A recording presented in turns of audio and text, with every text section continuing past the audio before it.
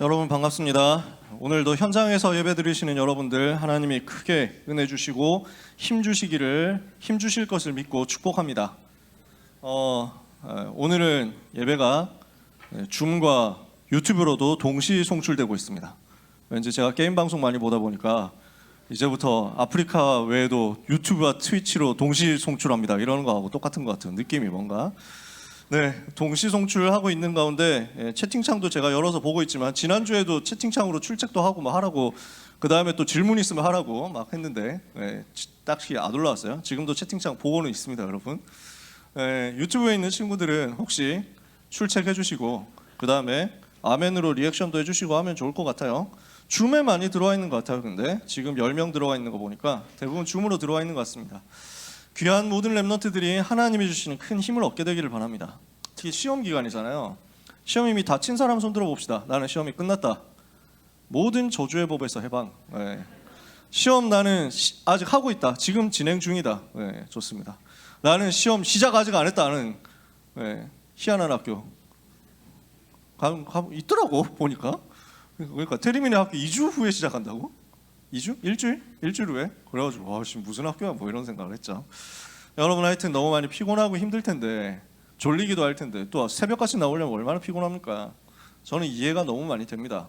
지난번에 한번 이제 여기서 조는 사람 뭐 이래가지고 했는데 끝나고 우리 랩런트가 찾아와가지고 제가 오늘 졸았습니다 해가지고 죄송합니다 해가지고 내가 깜짝 놀랐다니까? 나는 누군가를 겨냥하고 한 게 아니었거든. 대충 보니까 그랬는데 그 랩런트가 조는지도 몰랐어. 그래가지고 아니 그럴 필요 없다고 괜찮다고 이랬는데 와, 우리 랩런트가 너무 막 이렇게 양심적으로 막 반응을 한 거지. 말은 제가 그렇게 해도 속은 따뜻하거든요. 여러분 피곤해가지고 졸린다, 그것도 너무 이해됩니다. 이제 먹는 거 허용이 됐잖아. 교회 안에서 이제 먹을 수 있잖아. 여러분 사탕이나 초콜릿이나 뭐 이런 거 있잖아요. 멘토스나 뭐 이런 거 힘들 때마다 까서 드시면서 예배 드리세요. 저는 괜찮다고 생각합니다. 피곤하면은 본당에는 물만 허용이 되는데 우리는 본당은 아니니까 괜찮겠죠. 흘리지만 않으면 돼. 여러분이 쏟아가지고 대참사 일으키지만 않으면 돼. 그래서 잘 간수할 수 있는 커피로 홀짝홀짝 하면서 버티세요. 저는 그렇게 버티고 있거든요. 왜냐하면 잠을 푹 자고 오면 베스트야. 어젯밤 10시 전에 잤다, 그러면 오늘 그렇게 많이 피곤하진 않을 거야. 어젯밤 10시 전에 잔 사람 손 들어보세요. 없을걸? 여러분이 초등학생이 아닌 이상 그게 잘 없을 거야. 그러니까 체력적으로 많이 피곤할 수 있습니다. 너무 여러분 스스로를 정죄하지 마시고 내가 이렇게 졸다니 하면서 막 나는 저주받았나 하면서 막 하지 마시고 영적인 힘 얻으시고 하나님이 주시는 은혜를 받으시고, 그리고 필요하면 옆에 사람하고 팀 짜가지고 도움을 받으세요. 내가 졸거든 내 뒤통수를 세게 때려라 하면서 막 그 팀을 짜세요. 안 되면 선생님한테 부탁하세요. 선생님께 특별히 제 통수를 칠 권세를 드리겠습니다 하면서 하세요. 이렇게 해가지고 같이 힘 얻어가지고 예배 드리자. 하나님은 여러분에게 힘 주실 것입니다. 예배 드리다가 내가 버티다가 안 졸아야 돼, 나 진짜 오늘 여기서 메시지 생명 걸어야 돼 뭐 하다가 이제 조는 사람 있잖아. 낙심하지 말고, 내가 오늘 예배 실패하다니 낙심하지 말고, 나는 새로 시작한다. 마귀 새끼는 나를 졸게 만들었지만 나는 여기에 속지 않아 하면서 또 언약 붙잡으세요. 그리고 다시 들으면 돼. 절대 낙심하지 마세요. 오늘 언약 붙잡는 새 힘 얻는 시간 되시기를 예수님 이름으로 축복합니다. 마태복음 4장 1절에서 11절 같이 봅시다. 마태복음 4장 1절에서 11절 신약성경, 제가 가진 성경에는 4페이지에 있는데요. 마태복음 4장 1절에서 11절 찾으셨으면 같이 읽겠습니다. 그때 예수께서 성령에게 이끌려 마귀에게 시험을 받으러 광야로 가사 40일을 밤낮으로 금식하신 후에 줄이신지라. 시험하는 자가 예수께 나와서 이르되 내가 만일 하나님의 아들이거든 명하여 이 돌들로 떡덩이가 되게 하라. 예수께서 대답하여 이르시되 기록되었으되 사람이 떡으로만 살 것이 아니요 하나님의 입으로부터 나오는 모든 말씀으로 살 것이라 하였느니라 하시니, 이에 마귀가 예수를 거룩한 성으로 데려다가 성전 꼭대기에 세우고 이르되 내가 만일 하나님의 아들이거든 뛰어내리라. 기록되었으되 그가 너를 위하여 그의 사자들을 명하시리니 그들이 손으로 너를 받들어 발이 돌에 부딪히지 않게 하리로다 하였느니라. 예수께서 이르시되 또 기록되었으되 주 너희 하나님을 시험하지 말라 하였느니라 하시니, 마귀가 또 그를 데리고 지극히 높은 산으로 가서 천하 만국과 그 영광을 보여 이르되 만일 내게 엎드려 경배하면 이 모든 것을 내게 주리라. 이에 예수께서 말씀하시되 사탄아 물러가라. 기록되었으되 주 너희 하나님께 경배하고 다만 그를 섬기라 하였느니라. 이에 마귀는 예수를 떠나고 천사들이 나와서 수종드니라. 아멘. 7월 첫째 주 학원 복음화 메시지 제목은 시험 받으신 예수님입니다. 예수님이 사역을 시작하실 때 마귀에게 시험을 받으면서 시작했습니다. 이유가 뭘까요? 왜 마귀에게 시험 받는 것이 예수님의 사역 여정의 시작이었을까요? 답 간단하게 두 갈식으로 내놓고 시작합시다. 영적 세계 누리라는 겁니다. 흑암 세력 꺾는 영적인 세계의 비밀을 가지고 승리해라 이겁니다. 답 났습니다. 오늘 메시지입니다. 오늘 모든 하나님의 자녀는 영적인 눈을 떠라. 왜 그렇습니까? 여러분은 눈 뜰 때부터 잘 때까지 육신 세계 이야기만 듣고 살아가게 되거든요. 어쩔 수 없잖아요. 현장에서 하는 얘기가 다 육신 얘기 아닙니까? 현장에서 사람들이 하는 얘기가 다 육신 성공 얘기 아닙니까? 학교에서 하는 이야기가, 학원에서 하는 이야기가 거의 대부분 육신 얘기 아니겠습니까? 우리 다락방 하는 선생님 하시는 뭐 학원을 다닌다든지, 우리 다락방 선생님이 우리 학교에 계신다든지 하면 혹시 모르지. 근데 거의 그렇지 않잖아요. 대부분 다 육신 세계 이야기를 하고 있습니다. 거기에서의 성공을 이야기하고요, 거기에서의 쾌락을 이야기하고요, 거기에서의 명예를 이야기하고요, 거기에서의 인간관계, 인기 이 이야기를 합니다. 거기에서의 낙심, 거기에서의 슬픔, 거기에서의 교만, 거기에서의 기쁨, 거기에서의 꽉참, 거기에서의 괴로움, 거기에서의 외로움, 다 육신 세계 얘기입니다. 근데 문제는 뭐냐면 이 육신세계 이야기를 따라가면서 나오는 결과가 어떻습니까? 사탄에게 잡혀서 멸망당하는 겁니다. 사탄에게 잡혀서 멸망당하다가 죽습니다. 육신세계 이야기 듣고 그 육신세계를 위해서 최선을 다해서 살아갔는데 결과 돌아오는 거는 멸망이다. 얼마나 안타깝고 허무한 이야기입니까? 이번 주에 여러분 뉴스에서 많이 봤고, 이번 주에 다락방 하면서도 얘기했는데, 왜 그 완도에서 세 가족이 그 물에 빠져서 죽은 사건 여러분 얘기를 많이 봤을 거 아니에요. 얘기 보니까 나도 너무 많이 마음이 아프고 속상하더라고. 특히 그 10살 아기, 10살 아이 어떡합니까? 그러니까 이미 CCTV 분석해 보니까 엎혀 있는데 아마 죽은 것 같다. 그때 이미 죽었거나 아니면은 뭐 깊이 잠들었거나 이렇게 해가지고 자기 의사를 결정할 수 없는 상태가 된 것 같더라. 그 상태에서 차에 타가지고 그대로 물에 빠져가지고 익사한 거 아니에요. 얼마나 슬프고 얼마나 고통스럽습니까? 너무 마음이 아픈 얘기지. 근데 그분이 뭐 여러 가지 이유가 있고 뭐 이렇다 저렇다 확정적으로 얘기할 수는 없겠지만 어찌됐건 간에 아마 스스로 목숨 끊은 것 같죠. 그 배경에 뭐가 있겠습니까? 되게 미안하고 안타까운데 경제가 되게 어려웠나 봐. 그 가정이. 뭐 여러분 내용 대충 봐서 알잖아요. 경제가 되게 어렵고 빚이 너무 많고 하다 보니까 그래서 너무 희망이 없다. 비관해서 목숨을 끊은 것 같아. 근데 보면은 우리 같은 사람 일반적인 생각에서, 특히 복음 가진 우리 입장에서는 진짜 이해가 안 되는 부분 중에 하나가 뭐냐면, 그분이 그렇게 되었는데 물에 빠져서 온 가족이 죽은 그 차체로 그래서 물에 빠졌잖아요. 그 차가 나름대로 괜찮은 외제차였잖아. 5천만 원 넘는 차였다고 하더라고.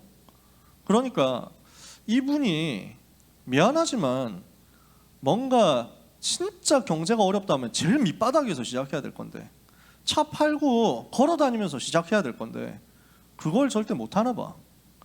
뭐 정확한 사정은 우리가 다 수사 결과 나와봐야 알겠습니다만 일단은 그렇게 보도가 되니까 저도 그 정도 얘기를 하는 겁니다. 안타깝게도 이분은 미안하지만 지금까지 보도 나온 것, 지금까지 수사 나온 것만 봤을 때는 미안한데 허영심 쪽에 있는 것 같아요. 허황되게 살았던 것 같아요. 그러니까 빚이 너무 많은데 또 이 빚을 가지고 시작을 해서 아주 밑바닥에서 모든 것을 사실적으로 하겠다. 이것보다는 어떻게든 성공해 보겠다. 그래가지고 또 그 비트코인 이쪽으로 많이 넣었나 봐. 그러니까 코인으로 들어가가지고 이걸로 1억 천금해야 되겠다 했는데 안 되잖아요. 코인 지금 많이 떨어졌으니까. 그래서 항상 하는 얘기가 뭐 한강 온도 재고 뭐 이런 얘기를 하는데 실제로 이 사람들이 그렇게 실행을 한 거지. 얼마나 안타깝고 답답한 일입니까? 속상하잖아요. 근데 본인만 그렇게 한 게 아니라 아내하고 딸하고 같이 데리고 그렇게 했다. 얼마나 속상합니까? 저는 보면서요, 아 진짜 잡혔구나. 육신 세계에서의 성공과 쾌락을 두고 야망 위에서 살아가다가 그게 안 될 것 같다니까 절망에 빠져가지고 한순간에 목숨 끊어버리는데 본인만 망하는 게 아니라 가족들까지 다 망하게 하는 거잖아요. 얼마나 안타깝습니까? 얼마나 속상합니까? 근데 그 현장이 꽉 차 있단 말이에요. 시간 문제지. 그 사람은 30 몇 살에 그런 선택을 한 거고, 어떤 사람들은 그보다 더 빨리 선택을 해가지고 고등학생 때 벌써 자살하고요. 어떤 사람들은 그보다 늦게 해가지고 인생 거의 막 70, 80, 90 되어가지고 내가 살아온 게 이게 답이 아니네 하고 늦게 깨닫고요. 어찌됐건 간에 사람들이 찾아가고 있는 인생이 육신 세계에서의 성공과 쾌락만 생각하다가 결국 눈 떠보면 마귀한테 잡혀있는 채로 자기는 더 이상 희망 없다 이렇게 되어버리는 거예요. 우리는 어떤 목표를 가지고 살아야 됩니까? 우리는 무엇을 가지고 살아야 됩니까? 렘넌트 여러분, 하나님이 주신 것을 우리는 붙잡아야 됩니다. 왜냐? 우리는 하나님의 형상이니까요. 하나님의 형상을 가진 하나님의 자녀니까요. 무슨 말인지 아시겠습니까? 한 주간 동안 또 여러분 계속해서 입시 여정을 치르면서 기말고사 준비를 하면서 많은 생각과 많은 삶 속에 잡혀있는 것은 대부분 육신세계일 겁니다. 오늘 우리는 이것을 꺾어버려야 됩니다. 왜 우리는 기뻐하느냐? 왜 우리는 슬퍼하느냐? 왜 우리는 만족하느냐? 왜 우리는 화가 나느냐? 왜 우리가 좋아하느냐? 왜 우리가 짜증을 내느냐? 원인 생각해 보세요. 만약에 육신 세계 때문에 그 모든 것이 좌우되고 있다면 그것은 하나님이 우리에게 주신 것을 우리가 놓치고 있다는 얘기일 겁니다. 오늘 영적인 것을 붙잡는 은혜의 시간 되시기를 바랍니다. 하나님은 우리에게 영적 세계를 누릴 수 있는 영적인 힘을 주셨습니다. 영적 세계에 누릴 수 있는 하나님 자녀에게만 주시는 축복을 이미 허락하셨습니다. 여러분은 어떤 사람입니까? 하나님의 자녀예요. 하나님의 자녀 속에 성령께서 내주하시고 성령께서 인도하십니다. 여러분은 그 성령의 역사를 체험할 수 있는 하나님의 자녀예요. 여러분이 가는 곳마다 하나님은 주의 천군 천사를 보내시는 것입니다. 여러분을 통해서, 예수 이름으로 기도하는 여러분을 통해서 흑암의 세력이 결박되도록 하나님은 영적인 축복을 주셨습니다. 사람들이 이야기하고 사람들이 행동하고 사람들이 생각하고 판단하는, 결정하는 모든 근거는 육신 세계에 있습니다. 우리는 다른 것 가지고 있어요. 영적 세계. 그것을 가지고 누려라 라고 말씀을 하시기 위해서 예수님은 미리 보여주신 겁니다. 모든 사역 시작할 때 영적 세계에서 일어나는 그 영적인 축복을, 권세를 가지고 사용하면서 시작해라. 오늘 모든 렘넌트는 이 언약을 붙잡게 되시기를 바랍니다. 그래서 오늘 우리가 기도하면 어떻게 됩니까? 하나님의 나라가 임하는 것입니다. 오늘 우리가 기도할 때 요 영적 세계의 축복을 누리는 하나님의 나라 역사가 현장에 벌어집니다. 그래서 이 힘을 가지고 우리는 영적인 힘을 가진 사람으로서 현장에 가는 겁니다.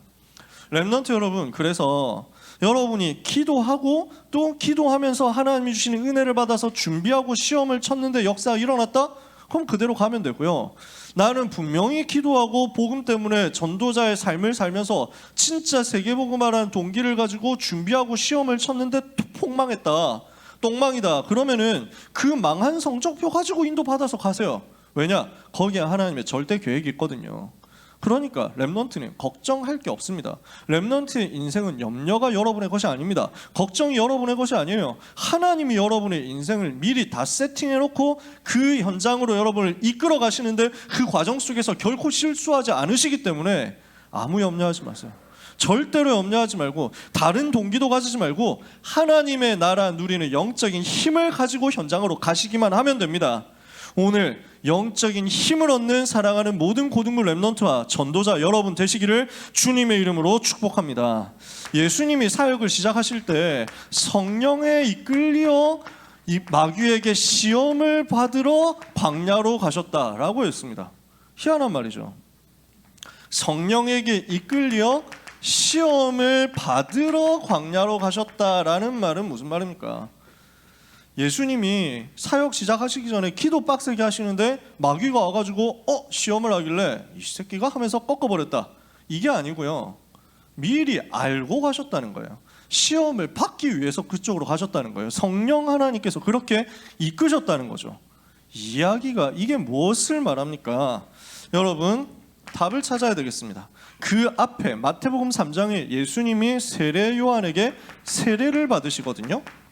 세례는 뭘 말합니까? 그 당시에 뭘 말했냐? 죄인이 나의 죄를 회개하고 나는 이제 새로 시작하겠습니다. 새 사람이 되겠습니다. 하나님의 은혜를 받고 새 사람 되겠습니다. 하는 것이었거든요.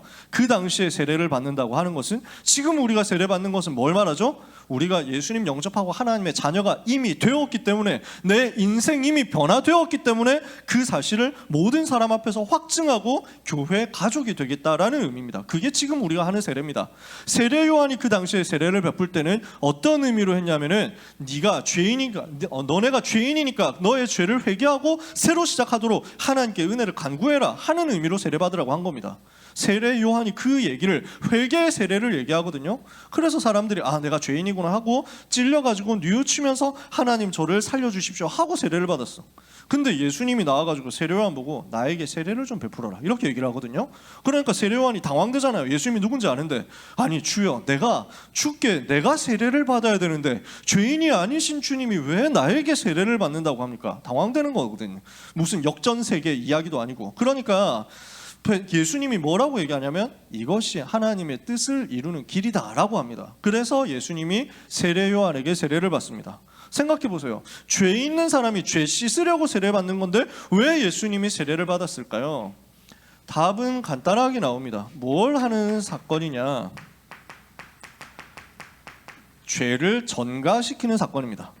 약간 말이 어렵다고 느껴질 수 있는데요, 구약 시대에 죄를 용서받는 방법이 뭐였습니까? 제사 지내는 거죠. 피제사 지내는 거예요. 피제사를 지낼 때 어떻게 했냐면 제물을 끌고 와요.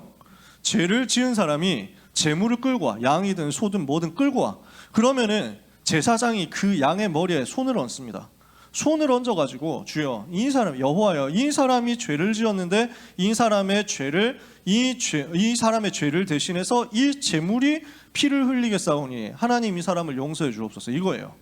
그래서 제물의 머리에 손을 얹는다는 것은 그 죄인에게 있었던 죄를 이쪽으로 옮겨온다는 의미가 있습니다.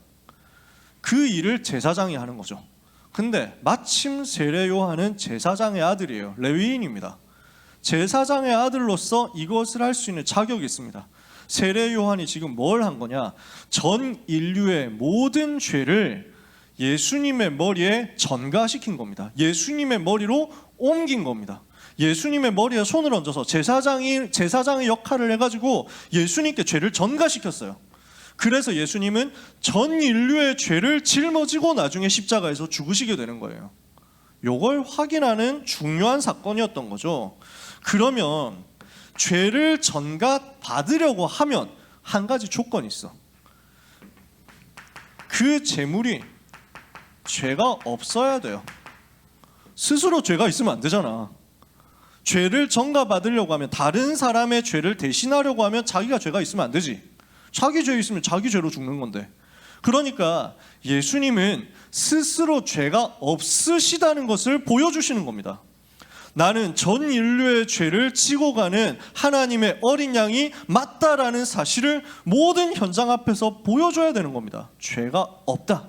예수님은 죄가 전혀 없으신데 우리 죄를 대신해서 죽으시게 되었다라는 거죠. 그래서 예수님은 성령의 인도를 따라서 죄의 저주의 권세를 잡고 죄를 통해서 왕노릇하는 마귀의 권세를 꺾으면서 사역을 시작하신 거다, 그 말이에요. 이해가 되세요? 마귀에게 시험을 받으러 가셨다라는 말은 마귀가 죄를 가지고 사람들을 유혹하고 죄를 짓도록 넘어뜨리고 있거든. 그 죄의 유혹을 직접 받으셨는데 그 죄에 빠지지 않았어. 이것을 보여주시는 거야. 하나님 앞과 모든 사람 앞과 사단 앞에 확증시켜 주시는 거예요. 그리스도는 죄가 전혀 없으신 분이 맞구나 하는 것을 보여주시는 거죠. 저는 한번 그런 고민을 했습니다. 어느 날 갑자기 그 고민이 드는 거야. 지금 예수님이 시험을 받으신 이 사건은 그 사건이 있는 자리에 제3자가 있었던 게 아니잖아요. 생각해 보세요. 예수님이 지금 마귀한테 시험 받으시는 사건은 예수님하고 마귀하고 둘만 있다니까, 이 자리에. 누가 보고 제3자 입장에서 서로 배틀을 하고 있군. 이 1라운드는 예수님의 승리, 2라운드 승리, 3라운드 승리 이래가지고 삼진하고 들어가지고 완전 승리 이렇게 해가지고 기록한 게 아니잖아요. 그럼 이 이야기를 어떻게 성경에 기록했지? 이게 내가 갑자기 고민이 되는 거야. 어떻게 하다가 이게 성경에 있었지? 예수님이 어느 날 제자들을 불러 모아가지고 얘들아 내가 한번 옛날에 사단하고 싸운 적이 있거든? 내가 그때 사단이 나한테 3번 시험을 했는데 이 새끼 내가 말씀을 꺾었잖아. 봤지? 하면서 막 이런 왠지 각이 안 나오는 거야. 가오가 안 살아. 그래가지고 예수님이 이렇게 했으면 뭔가 좀 이거 없어 보이는데 모양 빠지는데 이 생각이 드는 거야. 아니, 누가 썼지? 나 한참 고민했다니까. 누구에게 말할 수는 없고 누구에게 물어볼 사람도 없고 혼자서 계속 고민을 한 거야. 한 일주일 고민했나? 며칠 고민했나? 하여튼 고민했어요. 하나님이 어느 날 나한테 딱 깨닫게 하시는 거야. 그렇구나. 누가복음 10장에 가면요, 예수님이 70인 제자들을 현장으로 파송했을 때 70인이 기뻐하면서 돌아와가지고 보고를 하죠. 주여, 주의 이름으로 귀신들도 우리에게 항복하더이다 이러잖아요. 그러니까 예수님이 봤다. 하늘로부터 사단이 번개처럼 떨어지는 것을 내가 봤다. 내가 뱀과 정갈을 밟고 원수의 모든 능력을 제어할 권능을 이미 너에게 주었기 때문에 아무도 너희를 해할 자가 결단코 없다.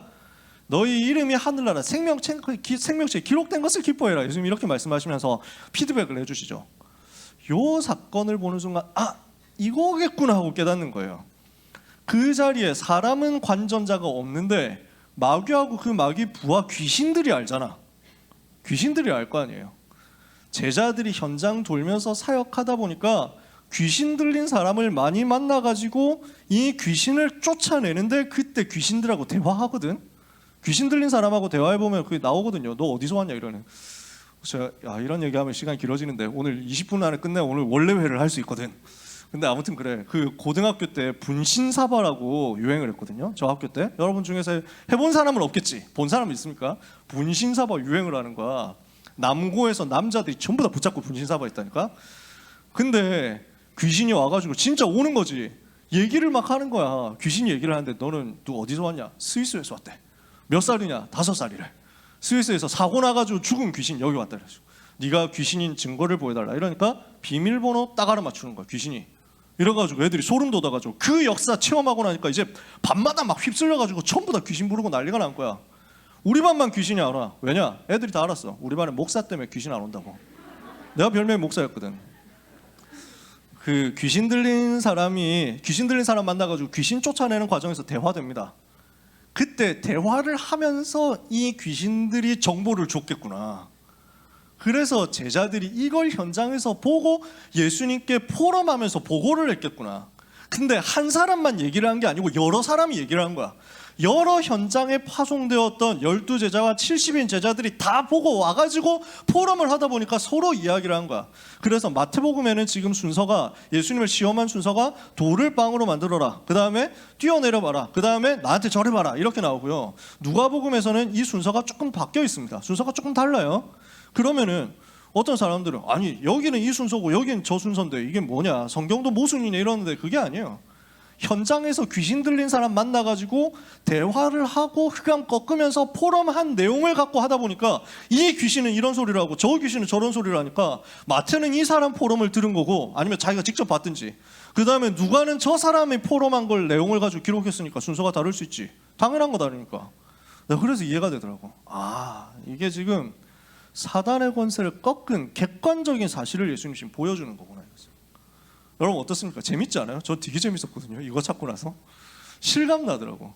그러면 예수님이 하신 이 사역의 의도와 의미가 뭐냐, 이걸 찾아내야 되겠죠. 예수님이 시험 받으러 가신 이유는 이거였습니다. 그렇다면 마귀가 던진 시험 3가지가 무엇이었느냐? 마귀가 던진 시험 3가지의 의미가 무엇이었으며 그것을 예수님이 어떻게 꺾으셨는가를 봐야 되겠죠. 자, 내용은 우리가 잘 알고 있습니다. 돌을 빵으로 만들어 봐라 하잖아요. 예수님 그렇게 할 수 있거든요. 예수님이 40일 동안 금식하셨으니까 배고픈 거예요. 마귀는 우리의 약점을 잘 알고 있습니다. 그 약점을 파고들어서 공격합니다.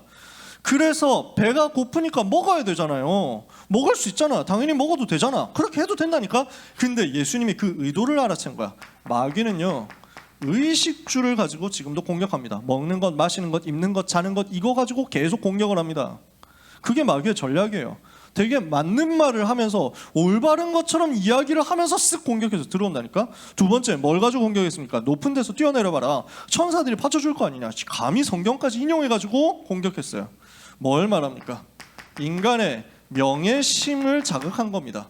높은 데서 뛰어내렸는데 다치지 않았다. 사람들이 다 충격받고 놀라가지고 와 대단하다 할 거 아니에요. 인기, 명예, 끌고 싶은 그 마음을 자극한 겁니다. 그러면서 세 번째 뭘 시험했습니까? 나에게 경배하면은 천하 만국을 너에게 주겠다라고 유혹을 하죠. 그렇게 해가지고 공격을 합니다. 자, 요 세 가지 공격이 각각 뭘 말합니까? 의식주를 가지고 공격했다. 창세기 6장에 나타나는 육신 문제를 가지고 건드린 겁니다. 사단은 지금도 그렇게 공격해요. 육신을 가지고, 육신 문제를 가지고, 육신적인 만족과 쾌락과 즐거움을 가지고, 육신적인 나의 것을 가지고 하나님을 떠나도록 만듭니다. 그게 사단의 전략. 사람들은 거기 다 실패하는 거예요. 육신적인 쾌락과 안목의 정욕, 이생의 자랑을 가지고 살기 위해서 사단에게 모든 것을 내어주는 게 지금 인생 아닙니까? 그것 때문에 죄 저지르면서 살아가는 건 아닙니까? 육신적으로 자기 잘 되려고. 그 사단의 유혹에 모든 사람이 다 실패하고 있습니다. 창세기 11장 뭘 가지고 사단을 지금 속이고 있습니까? 성공 중심, 명예, 인기, 성공, 높은 자리에 올라가고 싶은 그 마음을 가지고 사단을 공격해서 사람을 실패시킵니다. 결국 뭐 하도록 만듭니까? 우리는 하나님의 자녀로서 하나님 섬기고 하나님과 함께 해야만 살거든요. 마귀는 그 하나님 대신 마귀를 주인으로 모시라고 하는 겁니다. 경배의 대상을 바꾸라고 하는 겁니다. 하나님 떠나라고 속이는 겁니다. 하나님 섬기지 말고, 여호와 하나님 섬기지 말고 마귀의 종되도록 만드는 겁니다. 마귀의 지배를 받도록 만드는 겁니다. 하나님 떠나서 자기가 하나님 되겠다고 하다가 결국 마귀의 종이 되어버린 창세기 3장을 가지고 공격하는 것이 사단의 전략이에요. 자, 뭘 했는지 보이죠? 마귀가 한 짓이 바로 요겁니다. 모든 사람은 여기에 다 속습니다. 모든 사람은 다 창세기 3장, 6장, 11장 따라가면서 거기에 지배받습니다. 창세기 3장, 6장, 11장이란 떡밥을 물었다가 마귀에 노예됩니다. 창세기 3장, 6장, 11장의 유혹을 못 이기고 죄를 지었다가 하나님 떠나고 사단의 자녀가 되는 그 테크트리 못 빠져나옵니다. 인생은 그렇게 살아갑니다. 모든 사람은 이 속에 빠져서 죄인이 되었는데 예수 그리스도께서는 말씀으로 이 모든 공격을 단번에 꺾어버리신 겁니다.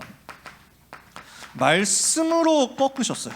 어떻게 하셨죠? 내용은 우리가 알잖아요. 사람이 떡으로만 사는 것이 아니라 하나님의 입에서 나오는 말씀으로 사는 것이다. 뭘 얘기하신 거예요? 예수님이 살리는 것은 영이니 육은 무익하니라. 육신 싸움 하는 거 아니다. 딱 판을 바꿔버렸어요. 다른 세계 얘기를 하시는 거예요. 사단은 육신적인 것을 갖다주고 공격을 하고, 사단은 육신적인 성공을 가지고 야, 저 5병이요 7병이요 대단하다, 우리 왕으로 모시면은 주 2일째 근무해도 완전 성공하겠네, 먹는 거 걱정 안 해도 되겠네, 예수를 우리의 왕으로 이러고 있거든 사람들이. 예수님은 단번에 그걸 꺾어버렸잖아요. 빵으로 사는 게 아니라고, 말씀으로 사는 거라고. 살리는 것은 영이라고, 육신으로 살리는 게 아니라고. 그래서 이 창세기 6장의 문제를 단번에 꺾어버렸어요. 높은 데서 뛰어내려봐라 하는데 하나님을 시험하지 말라고 했거든. 꺾어버렸어요. 인기, 명예 필요 없다는 거예요. 오직 여호와로 만족, 오직 여호와로 감사, 오직 여호와로 행복. 그죠? 창세기 3장 경배의 대상 바꾸기만 하면은, 이 선악과를 따먹기만 하면 모든 건 너에게 줄게 라고 이야기하는데, 주 너희 하나님께만 경배하고 그에게만 영광을 돌리라고 했다. 그래서 단번에 창세기 3장, 6장, 11장의 유혹을 꺾으셨습니다. 그 말은 무슨 말이에요? 그리스도는 우리와 같지 않다. 그리스도는 우리처럼 죄의 유혹과 저주에 속아 넘어가지 않으셨고, 그 모든 죄의 저주를 이기셨고, 그 죄를 가지고 역사하는 사탄의 권세를 꺾으셨다, 그 말이에요. 창세기 3장 15절에 그리스도는 어떤 분이십니까? 마귀의 머리를 박살내신 그분이시다. 요한일서 3장 8절에 그리스도는 어떤 분이십니까? 죄를 짓는 자는 마귀에게 속하나니 마귀는 처음부터 범죄함이라. 그렇죠. 죄를 짓는 자, 3, 6, 11에 속아가지고 죄를 짓는 자는 마귀에게 소속되게 되어 있습니다. 그런데 주님은 어떻게 하셨어요? 하셨어요? 하나님의 아들이 나타나신 것은 마귀의 일을 멸하려 하십니다. 그분을 여러분이 모신 겁니다. 그분이 여러분 속에 계신 겁니다. 여러분은 마귀에게 질 존재가 아닙니다. 여러분은 마귀한테 당하고 살 존재가 아닙니다. 여러분은 마귀의 일을 멸하신 그리스도 예수님을 마음속에 모신 하나님의 자녀가 되었음을 믿으시기를 주님의 이름으로 축복합니다. 그리스도는 어떻게 하셨습니까? 히브리서 2장 14절에 사망으로서 사망의 권세를 잡은 자 마귀를 없이 하셨다고 그랬어요. 무슨 말입니까? 모든 사람은 죄인이죠. 그 죄는 죽음으로 연결되게 되어 있습니다. 로마서 6장 23절에 죄의 삭은 사망이다 그랬거든요. 그러니까 사단은 죄를 가지고 역사하고 죄의 결과인 사망을 가지고 역사합니다. 죄와 사망과 지옥의 운명, 이것을 가지고 역사하는 존재가 사탄입니다. 근데 그리스도는 어떻게 하셨어요? 부활하심으로 죽음의 권세를 깨트려 버렸어요. 사망으로서 사망의 권세를 잡은 자 마귀를 없이 하셨어요. 그래서 사탄의 권세를 완전히 박살내신 참 왕이시다. 모든 문제 해결자시다. 그 말이죠. 중요한 건 뭡니까? 그분이 우리와 지금 함께 계신다, 그겁니다. 그 사단의 권세를 꺾는 권세를 가지고 지금도 나와 함께 계신다. 오늘 우리 모든 렘넌트들은 이 약속 붙잡아야 되겠습니다. 볼지어다 내가 세상 끝날까지 너희와 항상 함께 있으리라. 세 번째입니다. 시험 이긴 후에 어떤 일이 일어났습니까?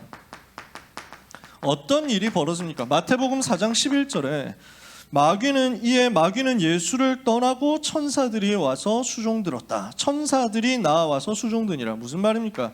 지금도 하나님은 주의 천사를 보내고 계신다는 것입니다. 오늘 렘넌트 여러분들이 현장의 역사는 사탄의 권세를 알고 사탄의 전략을 알고 사탄의 권세 꺾으신 예수 이름의 권세 사용해서 영적 싸움에 승리하면 하나님은 주의 천사를 보내서 여러분 수종들게 하시는 것을 믿으면 됩니다. 오늘 메시지가 요 내용입니다. 지금도 사단은 활동하고 있다. 그러나 예수 이름 앞에 아무 힘 없죠. 그러니까 여러분은 예수 이름 권세 가지고 현장 가면서 흑암부터 꺾으세요. 공부 시작할 때 뭐 해야 되냐? 흑암부터 꺾으세요. 학교 갈 때 뭐 해야 되냐? 흑암부터 꺾으세요. 돈 벌 때 뭐 해야 되냐? 흑암부터 꺾어야 된다니까. 사람 만나러 갈 때 어떻게 해야 됩니까? 사단의 권세부터 꺾어라. 먼저 강한 자 결박해라. 그때 하나님은 주의 천사를 보내십니다. 하나님은 어떤 존재를 보냅니까? 지금도 하나님은 성경의 약속대로 주의 사자를 보내사 말씀을 전달하고 심부름시키시는 것입니다.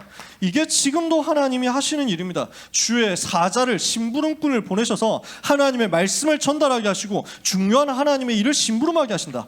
주님은 지금도 무슨 일을 하고 있습니까? 지금도 주의 천사를 파송하사 위기 가운데 있는 하나님의 자녀들을 보호하시는 것입니다. 다니엘이 기도할 때 하나님은 다니엘에게 주의 천사를 보내가지고 말씀을 심부름하게 하셨어요. 다니엘 10장에 다니엘과 세 친구들이 위기 만났을 때 하나님은 천사를 보내서 불 속에서 건져내고 사자굴에서도 건져냈어요.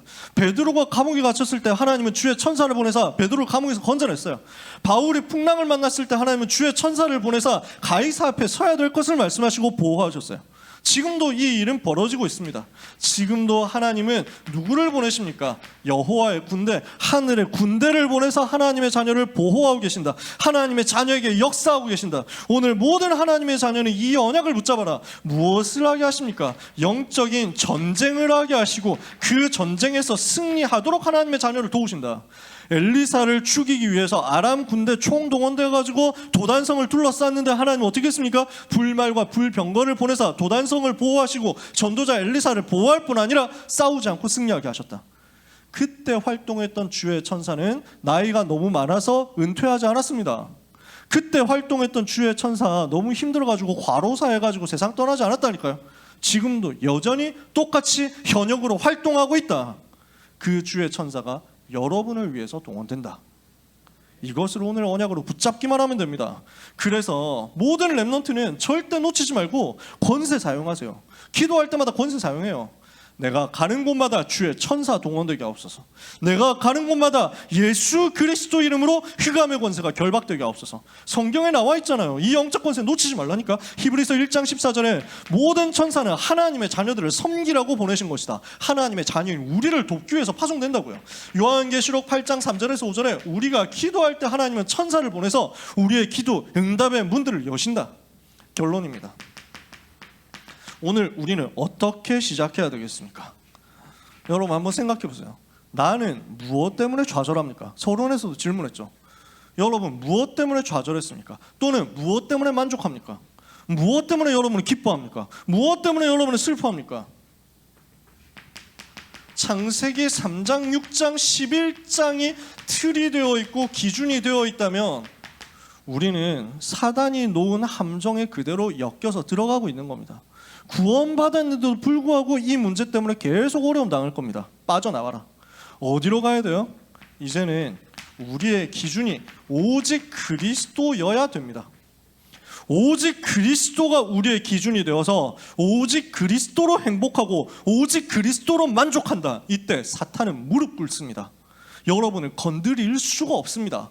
여러분에게 문제를 주기만 하면은 여러분은 문제에 넘어간다. 어떻게 되겠어요? 문제 갖다 주기만 하면 문제 때문에 스트레스 받아가지고 며칠 동안 교회 기도도 못 하고 몇 주 동안 교회도 못 나오고 이렇게 낙심해가지고 있다. 마귀가 얼마나 기뻐하겠어? 얼마나 신나겠어? 떡밥 하나 딱 날릴 때마다 이래가지고 빠져가지고 죽어주니까 우리가 그렇게 살 존재가 아니잖아요. 상관없다. 나는 있어도 괜찮고 없어도 괜찮다. 문제 있어도 괜찮고 없어도 괜찮다. 나는 그리스도로 만족한다 이거예요. 빌립보서 1장에서 바울은 이렇게 얘기합니다. 나는 살아도 괜찮고 죽어도 괜찮고 그리스도만 나타나면 된다.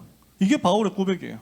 빌립보서 2장 5절에서 11절에 보니까 너희 안에 이 마음을 품으라 곧 그리스도 예수의 마음 아니냐. 그는 근본 하나님의 본체시나 하나님과 동등되이 취할 것을 여기지 아니하시고 오히려 자기의 형체를 비워 종의 형체를 가져 사람의 모양으로 나타나셨고 하나님께 죽기까지 순종하셨으니 곧 십자가의 죽으심이라.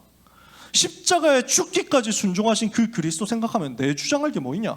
내 고집할 게 뭐 있냐? 내 사상, 내 가치관 가지고 들이댈 게 뭐가 있냐? 그리스도께서 복종하셨는데, 그리스도께서 낮아지셨는데 그 그리스도 마음 품으면 뭐가 문제가 되겠냐? 빌립보서 3장 1절에서 21절에 그리스도가 나의 최고 가치다. 그리스도가 나의 최고 지식이다. 최고 보배다. 최고 배경이다. 최고 상급이다. 최고 권세다. 나는 그리스도 가진 것이다.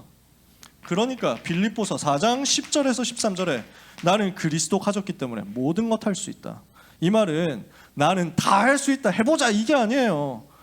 나는 풍부에 처할 줄도 알고 궁핍에 처할 줄도 알고 모든 일에 배부른 배고픔 궁부와 궁핍에도 일체 비결 가지고 있는데 그리스도로 끝이다. 오늘 이것이 여러분의 것이 되기를 축복합니다. 두 번째입니다. 지금도 사탄은 활동하고 있습니다. 이 사실을 항상 인식하세요. 지금도 사단은 활동하고 있으니까 이 사실에 대해서 인식하면 여러분은 속지 않을 수 있습니다. 속지 마세요. 지금 여러분이 뭔가 낙심되고 다운되는 상황 속에 있다면, 뭔가 흔들리는 상황 속에 있다면 그 배경 속에 사단이 활동한다는 사실을 잊지 마세요. 마귀를 기분 좋게 하지 마시라 이거예요. 저의 신앙생활에 있어서 굉장히 쉬운 포인트 중에 하나가 이겁니다. 나는 마귀를 열받게 할 것이다. 나는 마귀 짜증나게 할 것이다. 나는 마귀가 개빡치게 만들 것이다. 여러분 그런 사람 되시면 돼요. 여러분 볼 때마다 마귀가 흐뭇 뭐 이래가지고 그래가지고 마귀의 입에 미소가 막 띄어지고 랩넌트라면서 시험할 때마다 넘어지고 하지 그 타격감 너무 좋고 뭐 이래가지고 막 이러면 안 되잖아. 마귀가 볼 때마다 여러분 짜증나는 존재가 돼요. 마귀 열받게 만드세요. 제가 지금 칠판을 손톱으로 긁으면 어떻게 될까요, 여러분? 그 기분이 마귀의 기분이 되도록 하시라고요. 아시겠어요? 여러분의 존재 자체가 마귀한테 그런 존재예요. 마귀를 기분 좋게 하지 마라. 아시겠죠? 그러면 속지 말라는 얘기예요. 어떻게 하면 됩니까? 예수님이 말씀으로 꺾으셨잖아요. 예수님이 일부러 말씀으로 꺾었다니까. 생각해보세요. 예수님은 하나님이시기 때문에 굳이 성경 인용 안 해도 돼요. 마귀가 와가지고 여기 이 돌을 떡으로 야 지금 너 누구한테 와 있어? 이러면 막 이래가지고 막 그럼 바로 도망가야 돼. 깨갱하고 도망가야 된다니까. 왜? 여러분 옛날 드라마 있는데 태조왕건이라고 이래가지고 궁예 있잖아. 압니까 혹시? 누가 기침 소리를 내었는가 뭐 이러잖아요. 예수님이 딱 그냥 묵상하고 있는데 마귀 와가지고 여기 돌을 배고프지 돌을 누가 지금 떡 소리를 내고 있는가 하면은 마귀는 바로 도망가야 돼. 그렇다니까. 그냥 눈짓 한 번만 해도 죄송합니다 하면서 가야 돼. 제발 살려주십시오 하고. 예수님이 일부러 성경을 인용했어요. 왜요? 보여주려고요. 우리는 말씀으로 싸우는 겁니다. 우리한테 보여주시려고 예수님이 일부러 말씀을 가지고 싸우셨어요. 오늘 모든 하나님의 자녀는 메시지를 붙잡으세요. 말씀을 붙잡으세요. 우리가 사탄을 꺾을 수 있는 무기가 성령의 검 곧 하나님의 말씀이다. 에베소서 6장 17절에 나오죠. 성령의 검 곧 하나님의 말씀을 가져라. 이 무기 가지시면 돼요.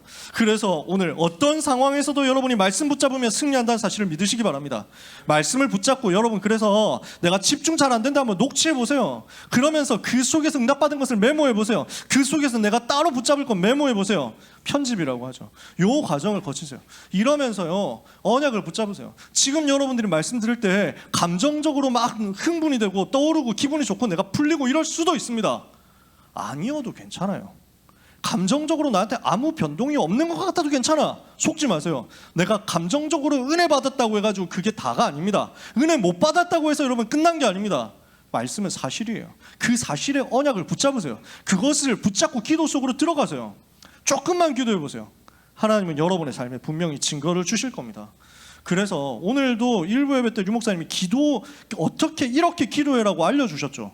저는 여러분이 그렇게 기도했으면 좋겠어요. 그 문장 그대로 기도했으면 좋겠어요.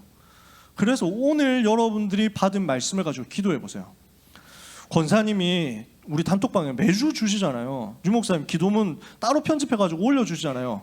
힘이 없으면 그거 그냥 틀어놓고 듣기라도 계속 하세요. 계속 들어봐. 하나님은 말씀이 각인된 여러분을 통해서 흑암이 꺾이게 하실 것이고, 그 흑암이 꺾임을 통해서 우리의 인생이 복음으로 새로 시작되는 역사를 허락하실 것입니다. 언약 붙잡는 가운데 하나님이 주시는 큰 힘과 응답받는 한 주간 되시기를 예수님의 이름으로 축복합니다. 기도합시다. 하나님께 감사드립니다. 모든 것을 시작하실 때 사탄의 권세부터 꺾으신 주 예수 그리스도께서 지금 우리 속의 성령으로 함께 계심을 감사하며 믿음으로 고백하오니 우리 렘넌트들이 가는 곳에 영적 싸움 승리하는 역사가 일어나게 하옵소서. 현장에서 렘넌트들이 언약의 여정을 가고 있습니다. 이 길을 방해하는 흑암의 권세가 예수 이름으로 결박되게 하옵소서. 주의 천군과 천사가 동원되는 한 주간과 평생이 되게 하옵소서. 예수 그리스도 이름으로 기도합니다. 아멘.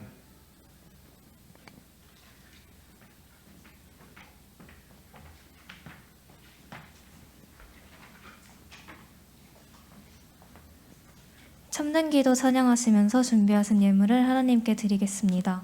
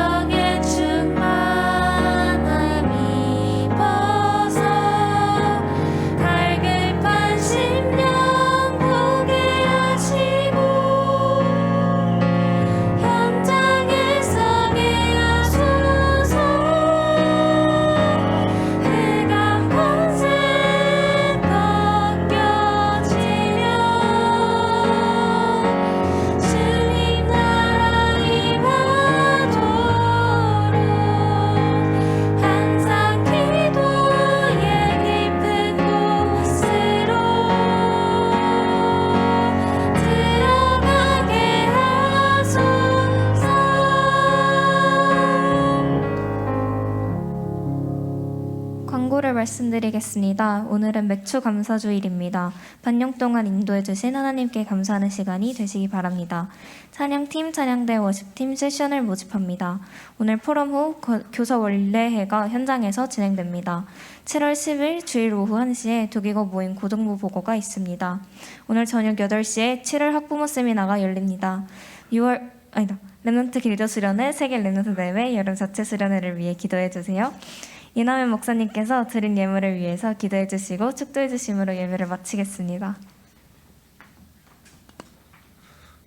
우리 최도영 선생님 다음 주에도 참석하시나요? 오늘이 마지막이신가요? 네. 우리 최도영 선생님께서 지금까지 너무 헌신해 주셨는데 그 필리핀으로 파송을 받으시게 됩니다. 그래서 인사를 잠깐 하도록 하겠습니다. 네, 안녕하세요. 네, 이렇게 갑자기 또 필리핀으로 또 인도받게 되었는데 사실은 이렇게 갑자기 가는 것 같긴 한데 또 사실 갑자기는 아니거든요. 제가 이제 여러분들 이제 나이 때 이제 고3 아니면 이제 대학교 1학년 때쯤에 이제 한창 그때 류광수 목사님께서 이제 CBDIP에 대한 말씀을 계속 주셨어요. 그래서 이제 그거를 이제 정리를 하려고 하는데 아예 C부터 아예 막혀버려 가지고 이제 그래서 그때부터 그냥 뭐 언약이 뭘까 그냥 궁금해했고 그리고 뭐 질문했고 그리고 기도했는데 이렇게 하나님이 또 은혜로 또 이렇게 또 이제 필리핀 현장을 또 보게 하시고 또 거기에 필요를 또 보게 하시고 하셔서 또 하나님의 은혜로 또 필리핀 또 에 대한 언약이 또 이렇게 담겼고 그리고 또 계속 이제 기도 속에서 인도받다가 그러면은 정말 필리핀과 그 교회를 정말 살리고 책임질 그러면은 중직자 산업인 그리고 선교사로 좀 인도 이렇게 하나님이 이렇게 해주시더라고요. 그래서 이렇게 또 인도받게 되었는데 그리고 제가 가는 그 지역에는 이제 제가 일할 그 지역은 이렇게 10,000명의 이렇게 그 필리핀 직원이 있는 그런 또 현장이에요. 그래서 그 현장을 놓고 정말 그 현장을 정말 살릴 정말 플랫폼 파수망대 안테나의 그 응답을 정말 누릴 수 있도록 기도 부탁드립니다. 감사합니다.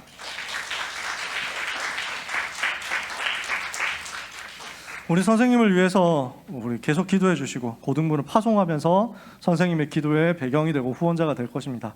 끝까지 함께 하면서 또 기도하면서 귀한 선교지와 렘넌트를 위해서도 함께 기도했으면 좋겠습니다. 기도하겠습니다. 하나님께 감사드립니다. 드려진 예물을 하나님께 감사드립니다. 이 드리는 예물이 하나님을 가장 기쁘시게 하는 예물이 되게 하옵소서. 창세기 3장, 6장, 11장에 잡혀있는 세상을 살릴 수 있는 빛의 경제 회복하는 예물이 되게 하옵소서. 전도와 선교할 수 있는 경제가 렘넌트의 평생에 회복되기를 기도합니다. 오늘의 여정 속에서 그 미래 경제 살릴 응답이 학업과 기능과 전문성을 통하여 준비될 수 있도록 오직 성령의 충만함을 오늘 각 사람 위에 허락하여 주시옵소서. 하나님, 필리핀 현장으로 전도자로 산업인으로 중직자로 주의 종으로 파송되는 귀한 우리 최도영 선생님께 성령의 충만함을 허락하여 주시옵소서. 요엘 선지자가 약속한 그 성령의 충만, 스가랴 4장 6절의 그 성령의 충만, 사도행전 1장 8절에 약속하신 그 성령의 충만함이 능하게 임하게 하여 주시옵시고 필리핀의 역사는 저주의 흐름을 꺾고 모든 재앙을 막으며 생명 살리는 전도 운동을 그곳에서 일으킬 수 있는 축복의 제자가 되게 하옵소서. 파송하는 고등부가 함께 기도의 배경이 되게 하옵소서. 주님, 이 시간 이 자리에 있는 렘넌트, 전국 세계에 흩어져 있는 렘넌트, 해외에서 같이 인도받고 있는 소중한 렘넌트들에게 오직 그리스도 하나님 나라 성령 충만의 비밀 가진 플랫폼 파수망대 안테나에 증인되고도 남을 만한 축복이 임하게 하여 주시옵소서. 예수 그리스도의 은혜와 하나님의 놀라운 사랑과 성령님의 역사하심이 이 언약을 가지고 영적 싸움 승리하고 하나님의 나라 체험하여 현장을 변화시킬 사랑하는 모든 렘넌트와 전도자들 위해 필리핀으로 파송되는 귀한 선생님 위해 지금부터 영원까지 항상 함께 있을지어다. 아멘.